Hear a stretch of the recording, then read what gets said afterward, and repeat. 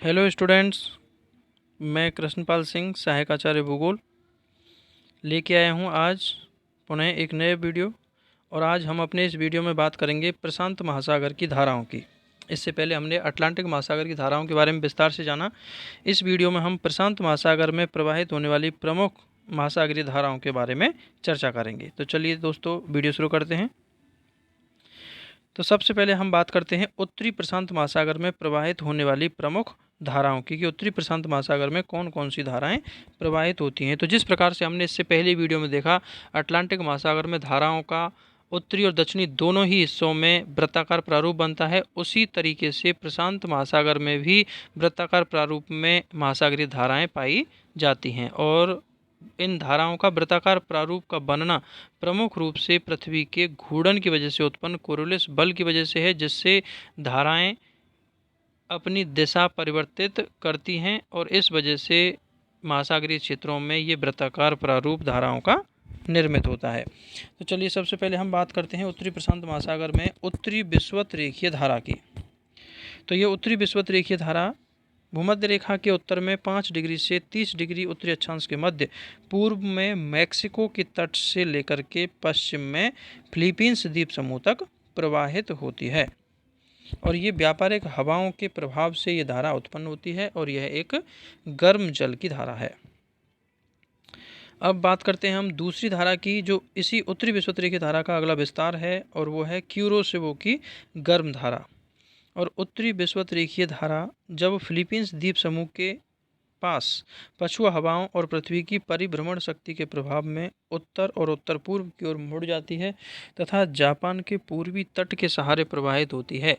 तो यह क्यूरोसिवो धारा के नाम से जानी जाती है। और यहाँ हमें ध्यान रखना होगा कि ये क्यूरोसिवो की जो धारा है, ये अटलांटिक महासागर की गल्फ स्ट्रीम धारा के ही लगभग समान है।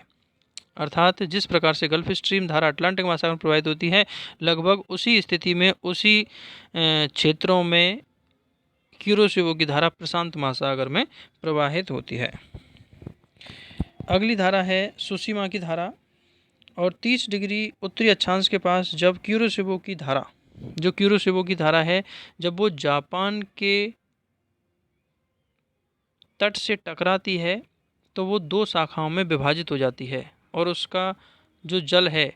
वो मुख्य रूप से क्यूरोसिवो धारा के नाम से जापान के पूर्वी तट के सहारे प्रवाहित होता है, और कुछ जल जापान के पश्चिमी तट के सहारे प्रवाहित होता हुआ जापान सागर तक पहुंचता है। और इस प्रकार से जापान सागर तक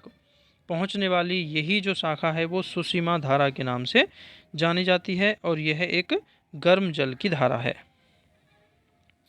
अब यहाँ हम डायग्राम देख सकते हैं, और डायग्राम में आप देख सकते हैं प्रशांत महासागर की धाराओं का क्रम यहाँ पर बताया हुआ है। तो उत्तरी भूमध्य रेखीय धारा दिख रही है, उसके बाद में क्यूरोसिवो है, क्यूरोसिवो और आगे जाकर के क्यूरोसिवो में जापान तट के उत्तरी भाग में, या फिर जापान के जो उत्तरी द्वीप है, तो होक्काइडो और हांसू द्वीपों के समीप जो है उसमें क्यूराइल या ओयासिवो की धारा मिलती है। और उसके बाद में फिर ये क्यूरोसिवो की जो धारा है वो आगे जाकर के उत्तरी प्रशांत धारा के नाम से जानी जा रही है, और उत्तरी प्रशांत धारा पुनः आगे के क्षेत्रों में 2 हिस्सों में बट करके अलास्का धारा और कैलिफोर्निया की धारा को उत्पन्न करती है। तो इस प्रकार से ये सारी धाराएं हैं। ऐसे ही दक्षिणी प्रशांत महासागर में भी ये धाराओं का चक्राकार क्रम यहाँ आप देख सकते हैं, और एक एक धारा के बारे में हम इसमें विस्तार से भी बात करेंगे। तो चलिए आगे बात करते हैं हम। और अगली धारा है उत्तरी प्रशांत महासागरीय गर्म धारा। तो जो क्यूरोसिवो की धारा है, ये क्यूरोसिवो की धारा पछुआ पवनों के प्रभाव से इसकी दिशा मुड़ करके पूर्व की ओर हो जाती है। जापान तट के उत्तरी छोर पर लगभग वही 40 से 60 डिग्री अक्षांशों के पास पछुआ पवन के प्रभाव में आकर के ये धारा पूर्व की ओर मुड़ जाती है और पश्चिम से पूर्व की ओर प्रवाहित होने लगती है, और यही धारा उत्तरी प्रशांत महासागरीय गर्म धारा के नाम से जानी जाती है। अगली है अलास्का की गर्म धारा। तो जो उत्तरी प्रशांत महासागरीय धारा है, जब ये पूर्व की ओर बहती हुई उत्तरी अमेरिका के पश्चिमी तट से टकराती है, तो इसका जल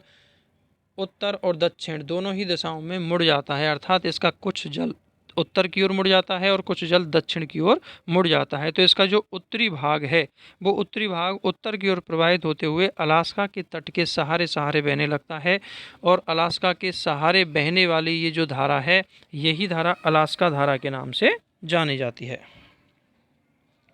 और ये धारा भी गर्म जल की ही धारा है। और अगली बात करें हम कैलिफोर्निया की ठंडी धारा, और ये उत्तरी प्रशांत महासागरीय धारा जब उत्तरी अमेरिका के पश्चिम तट से टकराई तो टकराने के बाद में इसका जो दक्षिणी भाग था, अर्थात इसका जो कुछ जल दक्षिण की ओर मुड़ा, वह दक्षिणी भाग उत्तरी अमेरिका के पश्चिमी तट के सहारे उत्तर से दक्षिण की ओर कैलिफोर्निया क्षेत्र से या कैलिफोर्निया के तट के सहारे सहारे दक्षिण की ओर प्रवाहित होता है। और यही जो भाग है वो कैलिफोर्निया धारा के नाम से जाना जाता है। और यह कैलिफोर्निया तट के सहारे सहारे 23 डिग्री उत्तरी अक्षांश तक चला जाता है, और जहां ये कैलिफोर्निया की धारा उत्तरी विषुवत-रेखीय धारा से मिल जाती है, और ये एक ठंडे जल की धारा है। तो इस प्रकार से उत्तरी प्रशांत महासागर में धाराओं का ये चक्राकार क्रम बना, एक चक्र या एक व्रत पूर्ण हो जाता है। और इस व्रत में उत्तरी विषुवत-रेखीय धारा, फिर क्यूरोसिवो की धारा आई, उसके बाद में उत्तरी प्रशांत प्रवाह हुआ, उसके बाद में फिर ये कैलिफोर्निया की धारा, ये चारों धाराएं मिल करके एक वृत्ताकार प्रारूप का निर्माण करती हैं। अब हम बात करते हैं अगली प्रशांत महासागर की ठंडी जो धारा है, ओयासिबो या क्यूराइल की ठंडी धारा। और ओयासिबो या क्यूराइल की ठंडी धारा यह आर्कटिक महासागर का ठंडा जल बेरिंग जल संधि या बेरिंग जल डमरू मध्य के रास्ते कमचटका और क्यूराइल द्वीपों के सहारे सहारे प्रशांत महासागर में प्रविष्ट होता है, और इसी को ओयासिबो या क्यूराइल की ठंडी धारा के नाम से जाना जाता है। और यह धारा 38 डिग्री उत्तरी अक्षांश के पास दक्षिण से आने वाली जो क्यूरोसिबो की धारा है उस क्यूरोसिबो की धारा से मिल जाती है, और क्यूरोसिबो और ओयासिबो की धाराओं के मिलने से जापान तट के पूर्वी हिस्से में घना कोहरा उत्पन्न होता है, और यहाँ पर मत्स्य पालन के लिए अनुकूल परिस्थितियाँ उत्पन्न हो जाती हैं। और यही कारण है कि जापान का जो तटीय क्षेत्र है वो मत्स्य उत्पादन के लिए विख्यात है। अब हम बात करते हैं दक्षिणी प्रशांत महासागर की धाराओं की। और दक्षिणी प्रशांत महासागर की धाराओं में सबसे पहले है दक्षिणी विषुवत-रेखीय गर्म जल की धारा, और यह धारा विषुवत रेखा के दक्षिण में दक्षिणी अमेरिका के पश्चिमी तट से लेकर के ऑस्ट्रेलिया के उत्तरी पूर्वी तट की ओर प्रवाहित होती है, और यह व्यापारिक हवाओं के प्रभाव से उत्पन्न होकर के 3 डिग्री से 25 डिग्री दक्षिण अक्षांश के मध्य तेज गति से बहने वाली एक गर्म जल की धारा है। दूसरी बात करें हम प्रति विषुवत-रेखीय धारा की, तो प्रति विषुवत-रेखीय धारा इसकी उत्पत्ति उत्तरी और दक्षिणी विषुवत-रेखीय धाराओं के द्वारा पूर्वी प्रशांत महासागर के जल को पश्चिमी हिस्से में पहुंचाने की वजह से पश्चिमी भाग में जल के आधिक्य होने के कारण एक सामान्य ढाल पश्चिम से पूरब की ओर निर्मित होता है, और जल के संतुलन करने के लिए ये पश्चिम से पूरब की ओर प्रवाहित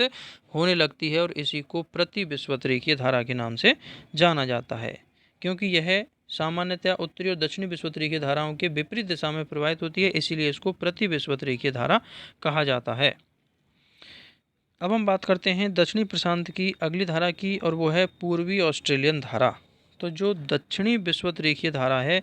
जब दक्षिणी विषुवत-रेखीय धारा पश्चिम की ओर ऑस्ट्रेलिया के उत्तरी पूर्वी तट से टकराती है तो यह दक्षिण की ओर मुड़ जाती है, और दक्षिण की तरफ मुड़कर के ऑस्ट्रेलिया के पूर्वी तट के सहारे सहारे उत्तर से दक्षिण की ओर प्रवाहित होने लगती है, और यही धारा पूर्वी ऑस्ट्रेलियन धारा के नाम से जानी जाती है। और यह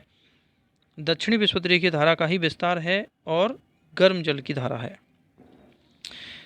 अब बात करते हैं हम अगली धारा की, और वो है दक्षिणी प्रशांत प्रवाह। और दक्षिणी प्रशांत प्रवाह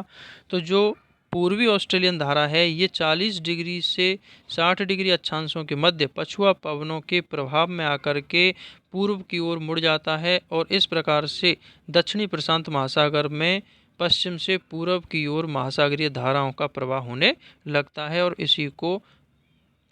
दक्षिणी प्रशांत प्रवाह या पछुआ पवन प्रवाह के नाम से जाना जाता है। और अगली धारा है पेरू या हम्बोल्ट की धारा। पेरू या हम्बोल्ट की धारा जो कि एक ठंडी जल धारा है, और ये जो पछुआ पवनों के प्रवाह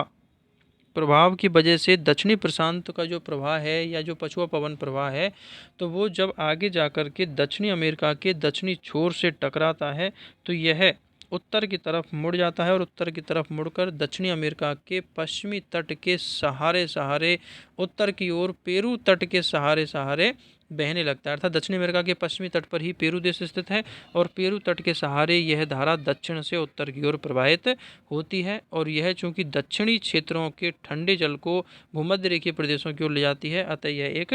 ठंडे जल की धारा है और आगे जाकर के पेरू देश के तट से और उत्तर की ओर जाकर के यह जल की धारा दक्षिणी विषुवत रेखीय धारा के साथ मिल जाती है। तो इस प्रकार से दक्षिणी प्रशांत महासागर में भी धाराओं का एक चक्राकार क्रम पूरा हो जाता है। अब हम बात करते हैं अगली धारा की और वो है अल नीनो की गर्म धारा। और अल नीनो की धारा जो कि प्रशांत महासागर में प्रवाहित होने वाली एक गर्म जल की धारा है, जो सामान्यतः 2 या 3 वर्षों के अंतराल पर प्रकट होती है या 2 या 3 साल के अंतराल पर देखने को मिलती है और यह धारा पेरू तट के सहारे 12 डिग्री दक्षिणी अक्षांश तक उत्तर से दक्षिण की ओर प्रवाहित होने लगती है और सामान्यतः यह प्रति विषुवत रेखीय धारा का ही एक विस्तार है। और जब ये अल नीनो की धारा पूर्वी प्रशांत महासागर में उत्पन्न होती है तो पेरू तट के समीप बहने की वजह से ये सामान्य रूप में पेरू तट पर बहने वाली पेरू या हम्बोल्ट की ठंडी धारा को प्रतिस्थापित कर देती है, रिप्लेस कर देती है और इस अल नीनो की धारा का गर्म जल पेरू तट के समीप आ जाता है। और ये गर्म जल या अल नीनो के गर्म जल आने की वजह से पेरू के तटीय क्षेत्र की जलवायु पर व्यापक प्रभाव देखने को मिलता है और सामान्यतया वहाँ का मत्स्य उत्पादन ठप हो जाता है, मत्स्य व्यवसाय ठप हो जाता है और पेरू देश की अर्थव्यवस्था पर बहुत ही नकारात्मक प्रभाव पड़ता है। तो इसीलिए पेरू देश के लोग ईश्वर से प्रार्थना करते हैं कि हे भगवान वर्षा कीजिए, लेकिन अल नीनो को दूर भगाइए, क्योंकि अल नीनो के द्वारा पेरू देश में अत्यधिक वर्षा होती है और तटीय क्षेत्र में जो नीचे से ऊपर की ओर आने वाला ठंडा जल आना बंद हो जाता है, अपवेलिंग की क्रिया रुक जाती है, फलस्वरूप मत्स्य व्यवसाय बहुत ही कमज़ोर पड़ जाता है या मत्स्य व्यवसाय को काफ़ी नुकसान देखने को मिलता है। तो इस प्रकार से ये अल नीनो की गर्म धारा है जो पूर्वी प्रशांत महासागर में देखने को मिलती है। तो ये प्रशांत महासागर में प्रवाहित होने वाली विभिन्न धाराएं थीं। उम्मीद करता हूँ आपको दी गई जानकारी समझ में आई होगी। आपको मेरा वीडियो अच्छा लगा हो तो इसे लाइक और शेयर करें और मेरे चैनल को सब्सक्राइब अवश्य करें। धन्यवाद।